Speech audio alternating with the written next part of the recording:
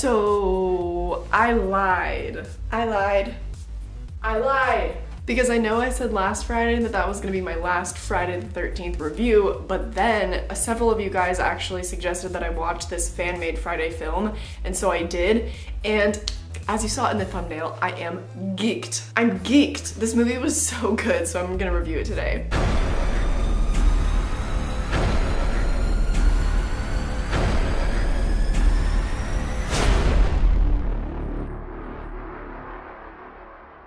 Hey guys, what's up? Welcome to my channel. My name is Kylie if you're new, and today, I am gonna be reviewing the fan-made Friday the 13th film, Never Hike Alone. Oh, this movie was released on October 13th in 2017, and it got a 6.9 out of 10 on IMDb. A hiker's survival skills are put to the test when he stumbles upon the remains of an old abandoned camp and discovers its long, dark secrets. Okay, so let's get into some fun facts and then I'll get into my review. So Tom Matthews, who played Tommy Jarvis in part 6 of the Friday the 13th series, actually reprised his role as the ambulance driver in this movie.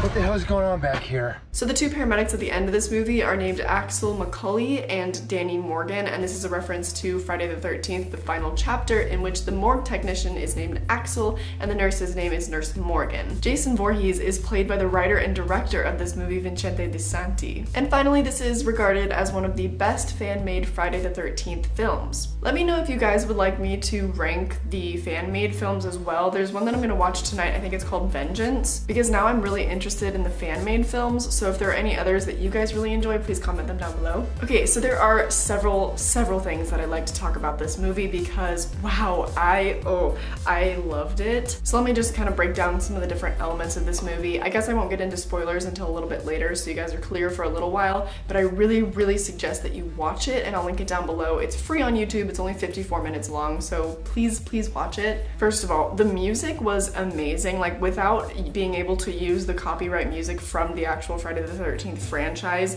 the score was really good, and I feel like it definitely fit the tone of the other Friday movies without, you know, directly copying it. I think the cinematography was amazing. Like, you can tell that they had a low budget, but that they actually had a very extensive knowledge of film and knew what they were doing, so regardless of however big their budget was, they were able to make it look so good and so crisp. And with the cinematography, they must have had drones or something, because they have some really good overhead looming shots, you know, like him just hiking through the woods and stuff, and it definitely contributes to the fact that this feels very isolated. He is indeed very much alone, and the forest just seems like this very alive and oppressing force. My last note on the camera work is that a lot of the times they mimic Jason's POV from within the trees and stuff, and it's a little bit like shaky cam type of vibes, and I don't really recall them doing that in the Friday movies before. Granted, I just watched all 12 of them, so they kind of all blur together and I can't really remember, but I don't recall seeing that before, and I really like that they made that choice in this film. Actually, I lied. There is a little bit more about the cinematography I wanted to talk about. They had really great steady panning shots, they had great rack focus shots, so whoever was doing the cinematography really knew what they were doing, and it looked phenomenal. And this doesn't really have to do with the cinematography, but I mean a little bit, because it kind of has to do with like the lighting and stuff, but they clearly didn't have it colored afterwards, or maybe they did, I don't really know. But they didn't have it colored in such a way that it looks like a cinematic movie. It felt very,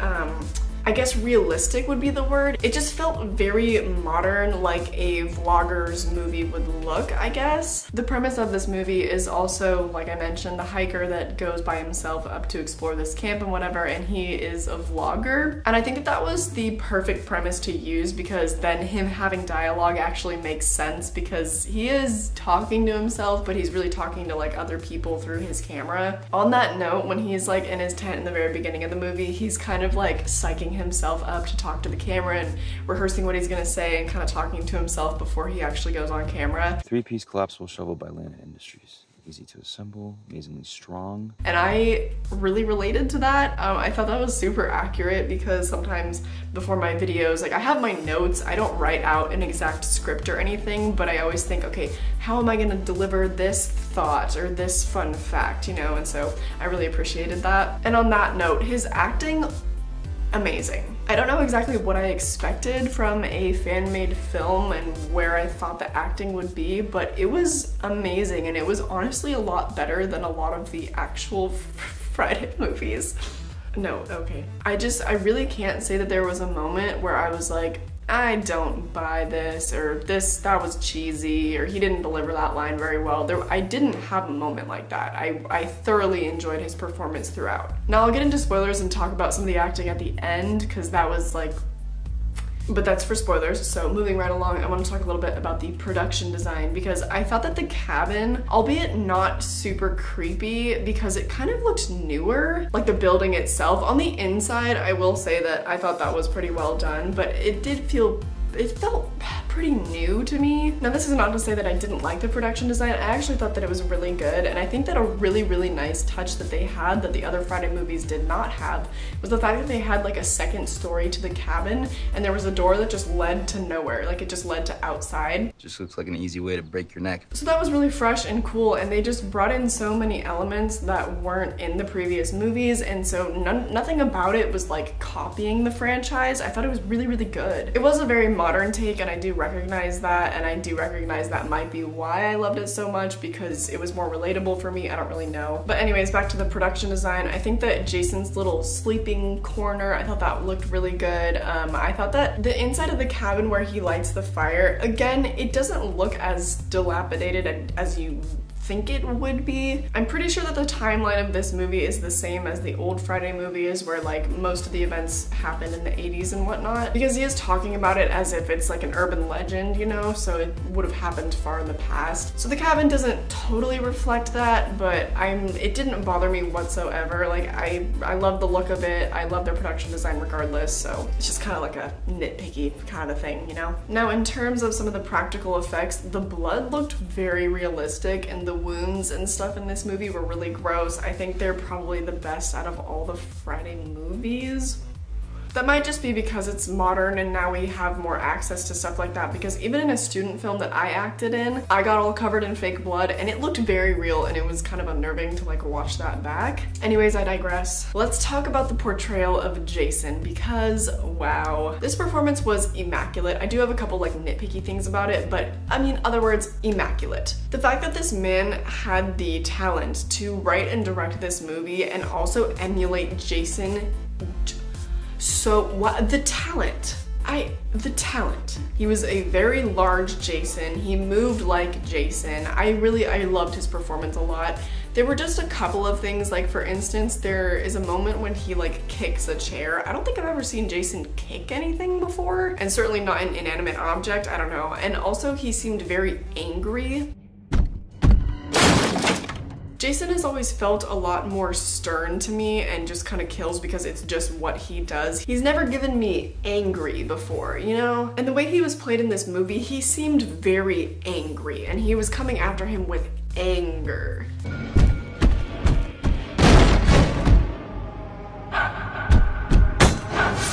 And that felt a little bit out of character to me, but I still liked it. He was also kind of clunky, not exactly clumsy, but just the way that he walked was very clomp, clomp, clomp, clomp.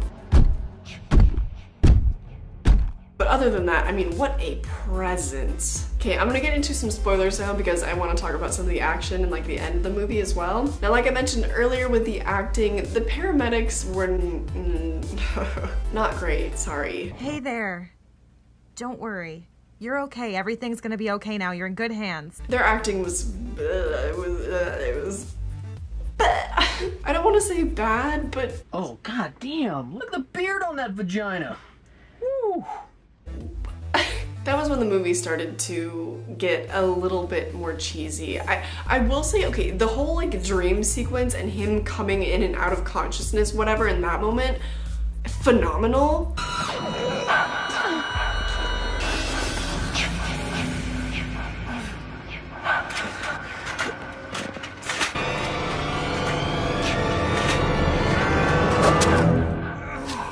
Because they kind of borrowed that from like the 5th installment of the Friday franchise, when like Tommy Jarvis is having that weird dream in the hospital and stuff like that. But they put such a unique spin on it because the cinematography and the editing just brought this like incredibly fresh perspective to it. And it was kind of a trip, honestly. I really liked it. However, the paramedics acting and the writing, some of the dialogue was really questionable, like that paramedic reading the magazine and stuff. I'm like, oh hey, welcome back, brother.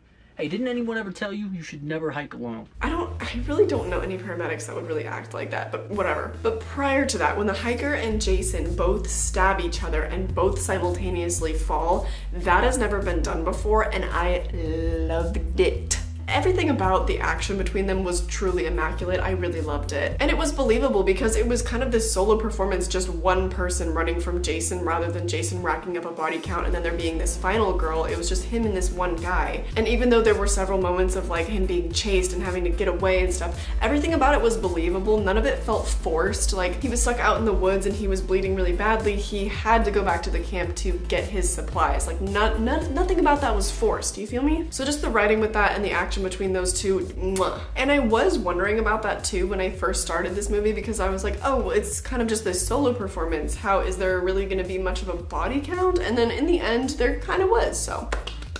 Oh my god, I almost forgot to mention the reveal of Jason.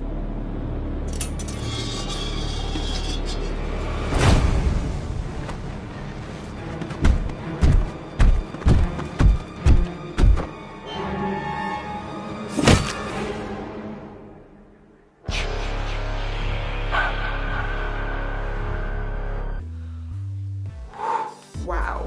But in terms of the ending with our hiker surviving and then driving off in the car, I was happy with it. I was indeed. Also, they didn't try to kill Jason or anything. If these fans made a sequel, I would absolutely watch it. But if you guys have seen it, then please let me know down below and let me know your thoughts on this stuff as well. I know this was kind of a shorter review, but the movie was also only 54 minutes long. And on that topic, that was like a perfect length for me, honestly. I do enjoy a shorter film sometimes. There was no reason for this to be an hour and a half long, like a full-length feature movie, and it was perfect. I loved it. It was just a good length. Also, I will be including this fan-made film in my ranking of the Friday the 13th movies, and I'm doing this because it would bring the number of the movies to 13, and that's just kind of way too perfect, so I have to do it. But I'm gonna wrap it up here, so definitely please let me know all your thoughts on the stuff I talked about in the comments down below. Next week, I actually kind of changed my mind about my top 20 kills video, so what I'm gonna do instead is I'm gonna do my favorite kill from each Friday movie, and then I'm gonna do like 2 or 3 honorable mentions. So that way I'll be talking about more than just 20 of the kills from all the movies, and I will be talking about them chronologically, so it'll just kind of be easier to keep track of. And that'll be going up next week, and then the week after that will indeed be my ranking video of all the Friday the 13th movies. Wow.